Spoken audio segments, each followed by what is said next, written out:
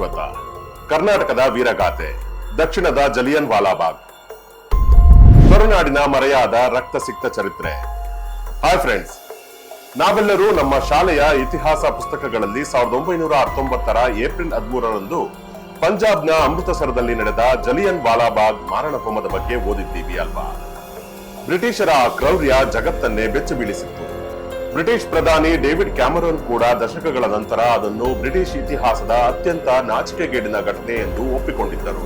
ಆದರೆ ನಿಮಗೆ ಗೊತ್ತಾ, ನಮ್ಮದೇ ಕರುನಾಡಿನಲ್ಲಿ, ನಮ್ಮದೇ ಮಣ್ಣಿನಲ್ಲಿ ಅಂಥದೇ ಒಂದು ಭೀಕರ, ಅಷ್ಟೇ ರೋಮಾಂಚಕ ಮತ್ತು ಅಷ್ಟೇ ತ್ಯಾಗಮಯವಾದ ಸ್ವಾತಂತ್ರ್ಯದ ಕಿಚ್ಚು ಭುಗಿಲೆದ್ದಿತ್ತು.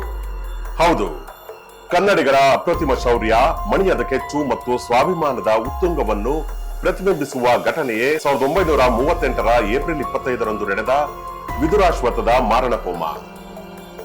ಇದನ್ನು ಇತಿಹಾಸದಲ್ಲಿ ದಕ್ಷಿಣ ಭಾರತದ ಜಲಿಯನ್ ವಾಲಾಬಾಗ್ ಅಥವಾ ಕರ್ನಾಟಕದ ಜಲಿಯನ್ ವಾಲಾಬಾಗ್ ಅಂತಾನೆ ಕರೀತಾರೆ.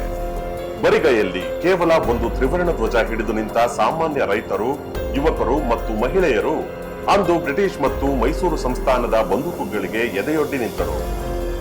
ಇದು ಬರೀ ಇತಿಹಾಸವಲ್ಲ, ನಮ್ಮ ಕನ್ನಡಿಗರ ಡಿಎನ್ಎಯಲ್ಲಿರುವ ಸ್ವಾಭಿಮಾನದ ಕತೆ. ಬನ್ನಿ ಇವತ್ತು ಈ ರಕ್ತಸಿಕ್ತ ಚರಿತ್ರೆಯ ಪುಟಗಳನ್ನು ತೆಗೆಯೋಣ.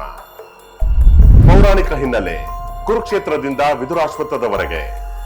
ಯಾವುದೇ ಒಂದು ನೆಲ ಐತಿಹಾಸಿಕ ಮಹತ್ವ ಪಡೆಯುವ ಮುನ್ನ ಅದರ ಹಿಂದೆ ದೊಡ್ಡದೊಂದು ಸಾಂಸ್ಕೃತಿಕ ಕಥೆ ಇರುತ್ತೆ. ಗೌರಿಬಿದನೂರಿನಿಂದ ಸುಮಾರು 6 ಕಿಲೋಮೀಟರ್ ದೂರದಲ್ಲಿರುವ ಈ ವಿದುರಾಶ್ವತ್ಥ ಕರ್ನಾಟಕ ಮತ್ತು ಆಂಧ್ರ ಪ್ರದೇಶದ ಗಡಿಗೆ ಅಂಟಿಕೊಂಡಿರುವ ಪ್ರಶಾಂತ ಹಳ್ಳಿ. ಈ ಹೆಸರಿನ ಹಿಂದೆಯೇ ಒಂದು ಎಪಿಕ್ ಸ್ಟೋರಿ ಇದೆ. ಹಿಂದೂ ಪುರಾಣಗಳ ಪ್ರಕಾರ ಮಹಾಭಾರತದ ಯುದ್ಧ ಮುಗಿದ ಮೇಲೆ ಆ ಸಾವು ನೋವುಗಳನ್ನು ನೋಡಿ ಬೇಸತ್ತ ಧೃತರಾಷ್ಟ್ರನ ಮಂತ್ರಿ ಯಮಧರ್ಮರಾಜನ ಅವತಾರವೆನಿಸಿದ ವಿದುರ ಶ್ರೀಕೃಷ್ಣನ ಸಲಹೆಯಂತೆ ತೀರ್ಥಯಾತ್ರೆಗೆ ಬರ್ತಾನೆ.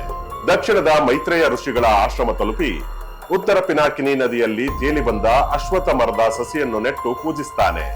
ಬ್ರಹ್ಮ ವಿಷ್ಣು ಮಹೇಶ್ವರರ ಪ್ರತೀಕವಾದ ಆ ಮರವನ್ನು ವಿದುರ ನೆಟ್ಟಿದ್ದರಿಂದಲೇ ಈ ಜಾಗಕ್ಕೆ ವಿದುರಾಶ್ವತ್ಥ ಅನ್ನೋ ಹೆಸರು ಬಂತು. 2001ರಲ್ಲಿ ಆ ಮರ ಬಿದ್ದರೂ ಅದರ ಬೇರುಗಳು ನಮ್ಮ ಮನಸ್ಸಿನಲ್ಲಿದೆ. ಆದರೆ ವಿಪರ್ಯಾಸ ನೋಡಿ, ಕುರುಕ್ಷೇತ್ರದ ರಕ್ತಪಾತದಿಂದ ಶಾಂತಿ ಹುಡುಕಿಕೊಂಡು ಬಂದ ಜಾಗ 1938ರಲ್ಲಿ ಮತ್ತೊಂದು ಬೃಹತ್ ರಕ್ತಪಾತಕ್ಕೆ ಸಾಕ್ಷಿಯಾಯಿತು. ಆಧ್ಯಾತ್ಮಿಕ ಕೇಂದ್ರವೊಂದು ಬ್ರಿಟಿಷರ ವಿರುದ್ಧದ ರಾಷ್ಟ್ರೀಯತೆಯ ರಣರಂಗವಾಗಿ ಬದಲಾಯಿತು. 1930ರ ದಶಕದ ರಾಜಕೀಯ ಮತ್ತು ಶಿವಪುರ ಸತ್ಯಾಗ್ರಹದ ಕಿಚ್ಚು. ಟೈಮ್ ಟ್ರಾವೆಲ್ ಮಾಡಿ 1930ರ ದಶಕಕ್ಕೆ ಹೋಗೋಣ. ಇಡೀ ದೇಶದಲ್ಲಿ ಗಾಂಧೀಜಿಯವರ ಅಸಹಕಾರ ಚಳವಳಿ ನಡೀತಾ ಇತ್ತು. ಆದರೆ ಮಾದರಿ ಮೈಸೂರು ಅಂತ ಕರೆಸಿಕೊಳ್ಳುತ್ತಿದ್ದ ನಮ್ಮ ಮೈಸೂರು ಸಂಸ್ಥಾನದಲ್ಲಿ ಕಥೆಯೇ ಬೇರೆ ಇತ್ತು. ನಾಲ್ವಡಿ ಕೃಷ್ಣರಾಜ ಒಡೆಯರ್ ಮತ್ತು ದಿವಾನ್ ಸರ್ ಮಿರ್ಜಾ ಇಸ್ಮಾಯಿಲ್ ಅವರ ಆಡಳಿತದಲ್ಲಿ ಅಭಿವೃದ್ಧಿ ಇತ್ತು. ಆದರೆ ಜನರಿಗೆ ಪ್ರಜಾಸತ್ತಾತ್ಮಕ ಹಕ್ಕುಗಳಿರಲಿಲ್ಲ. ಬ್ರಿಟಿಷ್ ಪ್ಯಾರಾಮೌಂಟ್ಸ್ಗೆ ಅಧೀನವಾಗಿದ್ದ ಆಡಳಿತ ಕಾಂಗ್ರೆಸ್ ಅಥವಾ ಪ್ರಜಾಪಕ್ಷ ಬೆಳೆಯೋದನ್ನ ತಡಿತಾ ಇತ್ತು. ಆಗ ಕೆಸಿ ರೆಡ್ಡಿ ಮತ್ತು ದೇಶಮುದ್ರೆ ಮಲ್ಲಪ್ಪನವರಂತ ನಾಯಕರು ಜವಾಬ್ದಾರಿ ಸರ್ಕಾರ ಬೇಕು ಅಂತ ಹೋರಾಟ ಶುರು ಮಾಡಿದ್ರು. 1938ರ ಹರಿಪುರ ಕಾಂಗ್ರೆಸ್ ಅಧಿವೇಶನದ ನಂತರ ಮೈಸೂರು ಪ್ರದೇಶ ಕಾಂಗ್ರೆಸ್ ಹುಟ್ಟಿಕೊಳ್ತು. ಕನ್ನಡಿಗರು ಕೇಳಿದ್ದು ಇಷ್ಟೇ, ನಮ್ಮ ನೆಲದಲ್ಲಿ ಸ್ವತಂತ್ರ ಭಾರತದ ತ್ರಿವರ್ಣ ಧ್ವಜ ಹಾರಿಸುವ ಹಕ್ಕು ನಮಗೆ ಬೇಕು. ಆದರೆ ದಿವಾನ್ ಮಿರ್ಜಾ ಇಸ್ಮಾಯಿಲ್ ಒಪ್ಪಲಿಲ್ಲ. ಇದನ್ನು ವಿರೋಧಿಸಿ 1938ರ ಏಪ್ರಿಲ್ನಲ್ಲಿ ಮಂಡ್ಯದ ಶಿವಪುರದಲ್ಲಿ ಬೃಹತ್ ಧ್ವಜ ಸತ್ಯಾಗ್ರಹ ನಡೆಯಿತು. ಇಲ್ಲಿ ನಾವು ಒಬ್ಬ ಗ್ರೇಟ್ ಆಫೀಸರ್ ಬಗ್ಗೆ ಹೇಳಲೇಬೇಕು. ಅವರೇ ಅಂದಿನ ಮಂಡ್ಯದ ಡೆಪ್ಯೂಟಿ ಕಮಿಷನರ್ ಇನಾಯತುಲ್ಲಾ ಮೆಹರಿ. ಶಾಂತಿಯುತವಾಗಿ ಸೇರಿರುವ ಸ್ವದೇಶಿ ಬಾಂಧವರ ಮೇಲೆ, ನಿರಾಯುಧರ ಮೇಲೆ ನಾನು ಗುಂಡು ಹಾರಿಸುವುದಿಲ್ಲ ಅಂತ ತಮ್ಮ ಮೇಲಧಿಕಾರಿಗಳ ಆದೇಶವನ್ನೇ ಧಿಕ್ಕರಿಸಿದ ಹೀರೋ ಅವರು. ಇದಕ್ಕಾಗಿ ಅವರನ್ನ ತಕ್ಷಣ ವರ್ಗಾವಣೆ ಮಾಡಲಾಯಿತು. ಶಿವಪುರದ ಈ ಕಿಚ್ಚು ಇಡೀ ಮೈಸೂರು ಸಂಸ್ಥಾನಕ್ಕೆ, ಪ್ರತಿಯೊಂದು ಹಳ್ಳಿಗೂ ಹಬ್ಬಿತು. ಧ್ವಜ ಅನ್ನೋದು ಬರೀ ಬಟ್ಟೆಯಾಗಿರಲಿಲ್ಲ, ಅದು ಕನ್ನಡಿಗರ ಆತ್ಮಗೌರವದ ಸಂಕೇತವಾಗಿತ್ತು. ಜನಸಾಮಾನ್ಯರ ಸಂಘಟನೆ ಮತ್ತು ದನಗಳ ಜಾತ್ರೆಯ ಮಾಸ್ಟರ್ ಪ್ಲಾನ್. ಸ್ವಾತಂತ್ರ್ಯ ಹೋರಾಟ ಅಂದ್ರೆ ಬರೀ ಸೂಟ್ ಬೂಟು ಹಾಕಿದವರದ್ದಲ್ಲ, ಅದು ಗದ್ದೆಗಿಳಿಯೋ ರೈತರದ್ದು. ಗೌರಿಬಿದನೂರಿನ ಸ್ಥಳೀಯ ಕಾಂಗ್ರೆಸ್ ನಾಯಕರು ಒಂದು ಸ್ಮಾರ್ಟ್ ಪ್ಲಾನ್ ಮಾಡಿದ್ರು. ವಿದುರಾಶ್ವತ್ಥದಲ್ಲಿ 1938ರ ಏಪ್ರಿಲ್ 15ರಿಂದ 29ರವರೆಗೆ ವಾರ್ಷಿಕ ರಥೋತ್ಸವ ಮತ್ತು ದನಗಳ ಜಾತ್ರೆ ನಡೀತಾ ಇತ್ತು. ಆಂಧ್ರದ ಹಿಂದೂಪುರ ಮತ್ತು ಕರ್ನಾಟಕದ ಮೂಲೆ ಮೂಲೆಗಳಿಂದ ಸಾವಿರಾರು ರೈತರು ಬರ್ತಿದ್ರು. ಇದೇ ಜಾತ್ರೆಯನ್ನ ಧ್ವಜ ಸತ್ಯಾಗ್ರಹಕ್ಕೆ ವೇದಿಕೆ ಮಾಡಿಕೊಳ್ಳಲು ನಿರ್ಧರಿಸಿದ್ರು. ಬ್ರಿಟಿಷರಿಗೆ ನಮ್ಮ ಹಳ್ಳಿ ಜನರ ತಂತ್ರಗಾರಿಕೆ ಅರ್ಥನೇ ಆಗ್ಲಿಲ್ಲ. ಏಪ್ರಿಲ್ 15, 1938 ಐತಿಹಾಸಿಕ ರಥೋತ್ಸವ ಮತ್ತು ದನಗಳ ಜಾತ್ರೆ ಆರಂಭ. ಏಪ್ರಿಲ್ 18, 1938 ಬ್ರಿಟಿಷ್ ಆಡಳಿತದಿಂದ ಸ್ಥಳೀಯ ನಾಯಕರ ಸರಣಿ ಬಂಧನ ಶುರು.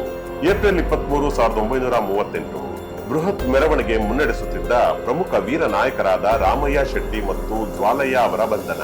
ಈ ಬಂಧನಗಳು ಜನರಲ್ಲಿ ಭಯ ಹುಟ್ಟಿಸಲಿಲ್ಲ, ಬದಲಾಗಿ ಕನ್ನಡಿಗರ ಒಡಲಲ್ಲಿ ಮಲಗಿದ್ದ ರೋಷದ ಜ್ವಾಲಾಮುಖಿಯನ್ನೇ ಬಡಿದೆಬ್ಬಿಸಿದವು. ನಮ್ಮ ನಾಯಕರನ್ನೇ ಹಿಡಿತೀರಾ ಅಂತ ಸಾವಿರಾರು ರೈತರು, ಹೆಂಗಸರು, ಮಕ್ಕಳು ಏಪ್ರಿಲ್ 25ರಂದು ವಿದುರಾಶ್ವತ್ಥದ ಮೈದಾನಕ್ಕೆ ನುಗ್ಗಿದರು. ಕರುನಾಡಿನ ಸೋಲರಿಯರ ಕೆಚ್ಚದೆ ಎಚ್ಚೆತ್ತುಕೊಂಡಿತು. ಏಪ್ರಿಲ್ 25, 1938 ಕನ್ನಡಿಗರ ರಕ್ತದಿಂದ ಬರೆಯಲ್ಪಟ್ಟ ಸ್ವಾತಂತ್ರ್ಯದ ಶಾಸನ. ಏಪ್ರಿಲ್ 25, 1938 ಬೆಳಗಿನ ಜಾವ 10:30 ಮೈದಾನದಲ್ಲಿ ಸಾವಿರಾರು ಜನ ಸೇರಿದ್ದಾರೆ. ಇಲ್ಲಿ ನಮ್ಮವರ ಜಿಯೋ ಪಾಲಿಟಿಕಲ್ ಬುದ್ಧಿವಂತಿಕೆ ನೋಡಿ. ಮೈದಾನದ ಪಕ್ಕದಲ್ಲೇ ಉತ್ತರ ಪಿನಾಕಿನಿ ನದಿ ಇತ್ತು. ಆ ನದಿ ದಾಟಿದ್ರೆ ನಿಜಾಮರ ಹೈದರಾಬಾದ್ ಸಂಸ್ಥಾನ. ಒಂದು ವೇಳೆ ಬ್ರಿಟಿಷ್ ಮೈಸೂರು ಪೊಲೀಸರು ಅಟ್ಯಾಕ್ ಮಾಡಿದ್ರೆ ನದಿ ದಾಟಿ ಎಸ್ಕೇಪ್ ಆಗಬಹುದು ಅನ್ನೋದು ಅವರ ಪ್ಲಾನ್ ಆಗಿತ್ತು. ಆದರೆ ಪೊಲೀಸರ ಉದ್ದೇಶ ಕ್ರೂರವಾಗಿತ್ತು. ಮಧ್ಯಾಹ್ನದ ಹೊತ್ತಿಗೆ ಭಾರಿ ಬಂದೂಕುಗಳ ಬೆದರಿಕೆಯ ನಡುವೆಯೂ ಕರುನಾಡಿನ ವೀರರಾದ ಸೂರಣ್ಣ, ನಾರಾಯಣಸ್ವಾಮಿ, ಶ್ರೀನಿವಾಸರಾವ್ ಮತ್ತು ಕೆ ಸುಬ್ಬರಾವ್ ಮುಂದೆ ಬಂದು ರೋಷದಿಂದ ತ್ರಿವರ್ಣ ಧ್ವಜವನ್ನು ಮುಗಿಲೆತ್ತರಕ್ಕೆ ಹಾರಿಸಿದ್ರು. ಒಂದೇ ಮಾತರಂ ಘೋಷಣೆ ಮುಗಿಲು ಮುಟ್ಟಿತ್ತು. ಪೊಲೀಸರು ತಕ್ಷಣ ಆ ನಾಯಕರನ್ನು ಬಂಧಿಸಿದ್ರು. ಇದನ್ನು ಕಂಡು ಕೆರಳಿದ ಜನ ಕಲ್ಲು ತೂರಿ ಪ್ರತಿರೋಧ ತೋರಿದರು. ಕನ್ನಡಿಗರು ಯಾವತ್ತೂ ಅನ್ಯಾಯಕ್ಕೆ ತಲೆಬಾಗಲ್ಲ ಅನ್ನೋದನ್ನ ಪ್ರೂವ್ ಮಾಡಿದ್ರು. ಇದೇ ನೆಪ ಇಟ್ಟುಕೊಂಡು ಡಿಎಸ್ಪಿ ಎಎಸ್ ಖಲೀಲ್ ಅನ್ನೋ ಅಧಿಕಾರಿ ಯಾವುದೇ ವಾರ್ನಿಂಗ್ ಕೊಡದೆ ತನ್ನ ರಿವಲ್ವಾರ್ ನಿಂದ ನಿರಾಯುಧ ರೈತರ ಮೇಲೆ ಗುಂಡು ಹಾರಿಸಲು ಶುರು ಮಾಡಿದ. ಜೊತೆಗಿದ್ದ ಪೊಲೀಸರು ತಮ್ಮ ಲೀ ಎನ್ಫೀಲ್ಡ್ ಬಂದೂಕುಗಳಿಂದ 90ರಿಂದ 96 ಸುತ್ತು ಗುಂಡುಗಳ ಮಳೆಗರೆದರು. ಗೆಳೆಯರೇ, ಇದು ಕೇವಲ ಅಂಕಿಅಂಶವಲ್ಲ. ಆ ಗುಂಡಿಗೆ ಬಲಿಯಾದವರಲ್ಲಿ 9 ತಿಂಗಳ ಗರ್ಭಿಣಿ ಗೌರಮ್ಮ ಕೂಡ ಇದ್ದಳು. ತನ್ನ ಗರ್ಭದಲ್ಲಿ ಕರುನಾಡಿನ ಕೂಸನ್ನು ಹೊತ್ತಿದ್ದ ಆ ತಾಯಿ ರಾಷ್ಟ್ರಧ್ವಜಕ್ಕಾಗಿ ತನ್ನ ಪ್ರಾಣ ಬಿಟ್ಟಳು. ಅವಳ ಜೊತೆ ಇಡಗೂರು ಭೀಮಯ್ಯ, ಚೌಳೂರು ನರಸಪ್ಪ, ಗಜ್ಜನ್ನಗಾರಿ ನರಸಪ್ಪ, ಹನುಮಂತಪ್ಪ, ಕಾರಗೊಂಡನಹಳ್ಳಿ ಮಲ್ಲಯ್ಯ, ನಾಮ ಅಶ್ವತ್ಥನಾರಾಯಣ ಶೆಟ್ಟಿ, ವೆಂಕಟಗಿರಿಯಪ್ಪ ಸೇರಿದಂತೆ ಒಟ್ಟು 32 ವೀರ ಕನ್ನಡಿಗರು ಅಂದು ರಕ್ತದೋಕುಳಿಯಲ್ಲಿ ಹುತಾತ್ಮರಾದರು. 100ಕ್ಕೂ ಹೆಚ್ಚು ಜನ ಗಾಯಗೊಂಡರು. ಆದರೆ ಮೈಸೂರು ಸರ್ಕಾರ ಕೇವಲ 10 ಜನ ಮಾತ್ರ ಸತ್ತಿದ್ದಾರೆ ಅಂತ ಸುಳ್ಳು ರಿಪೋರ್ಟ್ ಕೊಟ್ಟು ಆಫೀಸರ್ಸ್ ನ ಸೇವ್ ಮಾಡಲು ನೋಡಿತು. ನದಿ ದಾಟಿ ತಪ್ಪಿಸಿಕೊಳ್ಳಲು ಅವಕಾಶವಿದ್ದರೂ ಧ್ವಜವನ್ನು ಬಿಟ್ಟುಕೊಡದೆ ಎದೆಗೊಟ್ಟು ನಿಂತ ಕನ್ನಡಿಗರ ಕೆಚ್ಚು ಜಗತ್ತಿನ ಯಾವ ಮಿಲಿಟರಿಗೂ ಕಡಿಮೆ ಇರಲಿಲ್ಲ. ಮೀರ್ಜಾ ಪಟೇಲ್ ಒಪ್ಪಂದ ಮತ್ತು ಪ್ರಜಾಪ್ರಭುತ್ವದ ವಿಜಯ. ವಿದುರಾಶ್ವತ್ಥದ 32 ರೈತರ ಬಲಿದಾನದ ಸುದ್ದಿ ಇಡೀ ದೇಶಾದ್ಯಂತ ಕಾಳ್ಗಿಚ್ಚಿನಂತೆ ಹಬ್ಬಿತು. ಸುಸಂಸ್ಕೃತ ಮಾದರಿ ಸಂಸ್ಥಾನ ಮೈಸೂರಿನಲ್ಲಿ ಇಂಥ ಮಾರಣ ಹೋಮ ನಡೆದದ್ದು ರಾಷ್ಟ್ರೀಯ ನಾಯಕರಿಗೆ ಶಾಕ್ ಕೊಟ್ಟಿತು.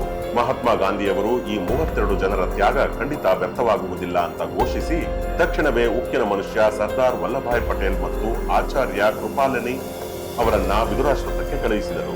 ಸರ್ದಾರ್ ಪಟೇಲ್ ಅವರು ಪ್ರತಿಯೊಂದು ಹಳ್ಳಿಗೂ ಭೇಟಿ ನೀಡಿ ಸರ್ಕಾರ ಹೇಳುತ್ತಿದ್ದ 10 ಸಾವುಗಳ ಲೆಕ್ಕ ಸುಳ್ಳು, ನಿಜವಾಗಿಯೂ 32 ಕನ್ನಡಿಗರು ಸತ್ತಿದ್ದಾರೆ ಅಂತ ಪ್ರೂವ್ ಮಾಡಿದ್ರು.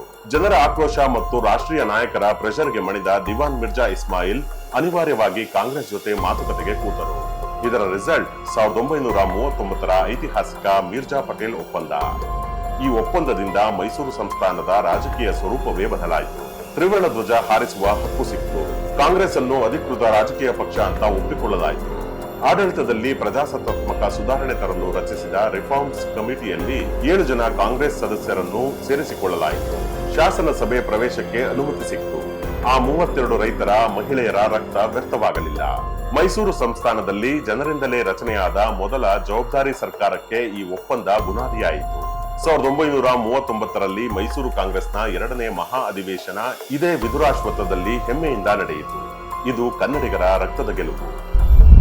ಸಾಹಿತ್ಯ, ಕಲೆ, ಇಂದಿನ ವೀರಸೌಧ ಮತ್ತು ನಮ್ಮ ಜವಾಬ್ದಾರಿ. ಕನ್ನಡಿಗರ ಈ ಶೌರ್ಯ ಕೇವಲ ಇತಿಹಾಸದ ಪುಸ್ತಕದಲ್ಲಿ ಉಳಿಯಲಿಲ್ಲ. ರಾಷ್ಟ್ರಕವಿ ಕುವೆಂಪು ಅವರ ಜಯ ಭಾರತ ಜನನಿಯ ತನುಜಾತೆ, ಏರಿಸು ಹಾರಿಸು ಕನ್ನಡ ಬಾವುಟದಂತಹ ಗೀತೆಗಳು ಮತ್ತು ಜಿಪಿ ರಾಜರತ್ನಂ ಅವರ ಬಂಡಾಯ ಸಾಹಿತ್ಯಗಳು ಈ ಹೋರಾಟಗಾರರಿಗೆ ಸ್ಫೂರ್ತಿಯಾಗಿದ್ದವು. ಇವತ್ತು ಧಾತು ಪಪೆಟ್ ಥಿಯೇಟರ್, ಬೊಂಬೆಯಾಟದ ಮೂಲಕ ಮತ್ತು ಗುಲಪ್ಪ ಅರಳಿಹಟ್ಟಿ ಅವರಂತಹ ನಿರ್ದೇಶಕರು ಸಾಕ್ಷ್ಯಚಿತ್ರಗಳ ಮೂಲಕ ಈ ಇತಿಹಾಸವನ್ನು ಯುವಜನರಿಗೆ ತಲುಪಿಸುತ್ತಿದ್ದಾರೆ. 2009ರಲ್ಲಿ ಸರ್ಕಾರ ವೀರಸೌಧ ಅನ್ನೋ ಭವ್ಯ ಗ್ಯಾಲರಿಯನ್ನ ಕಟ್ಟಿದೆ. ಇಲ್ಲಿನ ಕಲ್ಲಿನ ಫಲಕದ ಮೇಲೆ ಆ 32 ಹುತಾತ್ಮರ ಹೆಸರುಗಳನ್ನು ಕೆತ್ತಲಾಗಿದೆ. ಆದರೆ ದುರಂತ ಅಂದ್ರೆ ಇಲ್ಲಿ ಪೂಜೆಗೆ ಬರುವ ಸಾವಿರಾರು ಜನರಿಗೆ ಇದರ ಹಿಂದಿರುವ ರಕ್ತದ ಕಥೆ ಗೊತ್ತಿಲ್ಲ. ಕೆಲವೊಮ್ಮೆ ಇಲ್ಲಿನ ಗ್ಯಾಲರಿಯನ್ನು ಸೈದ್ಧಾಂತಿಕ ವಿವಾದಗಳಿಗೂ ಬಳಸಿಕೊಳ್ಳಲಾಗಿದೆ. ಫ್ರೆಂಡ್ಸ್, ನಮ್ಮ ಸ್ವಾತಂತ್ರ್ಯದ ಬೇರುಗಳು ಬರೀ ದೆಹಲಿ, ಮುಂಬೈನಲ್ಲಿಲ್ಲ. ಅದು ಗೌರಿಬಿದನೂರಿನ ಈ ಬರಡು ಮಣ್ಣಿನಲ್ಲಿ 9 ತಿಂಗಳ ಗರ್ಭಿಣಿ ಗೌರಮ್ಮ ಸುರಿಸಿದ ರಕ್ತದಲ್ಲಿದೆ. ಧ್ವಜಕ್ಕಾಗಿ ಎದೆಗೊಟ್ಟ ಆ 32 ಕನ್ನಡಿಗರ ಕೆಚ್ಚಿನಲ್ಲಿದೆ. ನೀವು ಮುಂದಿನ ಬಾರಿ ಈ ಕಡೆ ಬಂದಾಗ ಬರೀ ದೇವಸ್ಥಾನ ನೋಡಿ ಹೋಗಬೇಡಿ. ಆ ವೀರಸೌಧದೊಳಗೆ ಹೋಗಿ ಆ ಮಣ್ಣಿಗೆ ನಮಸ್ಕರಿಸಿ. ನೀವು ಸುರಿಸಿದ ರಕ್ತದಿಂದಲೇ ನಾವಿಂದು ಸ್ವತಂತ್ರವಾಗಿ ಉಸಿರಾಡುತ್ತಿದ್ದೇವೆ ಅಂತ ಮನಸ್ಸಲ್ಲೇ ಹೇಳಿಕೊಳ್ಳಿ. ಈ ದಕ್ಷಿಣದ ಜಲಿಯನ್ ವಾಲಾಬಾಗ್ ನಮ್ಮ ಕರುನಾಡಿನ ಸ್ವಾಭಿಮಾನದ ಅನಂತ ಪ್ರೇರಣೆ. ಈ ವಿಡಿಯೋವನ್ನು ಪ್ರತಿಯೊಬ್ಬ ಕನ್ನಡಿಗನಿಗೂ ಶೇರ್ ಮಾಡಿ. ನಮ್ಮ ಇತಿಹಾಸವನ್ನು ನಾವೇ ಉಳಿಸಿಕೊಳ್ಳಬೇಕು. ಜೈ ಹಿಂದ್, ಸಿರಿಗನ್ನಡಂ ಗೆಲ್ಗೆ.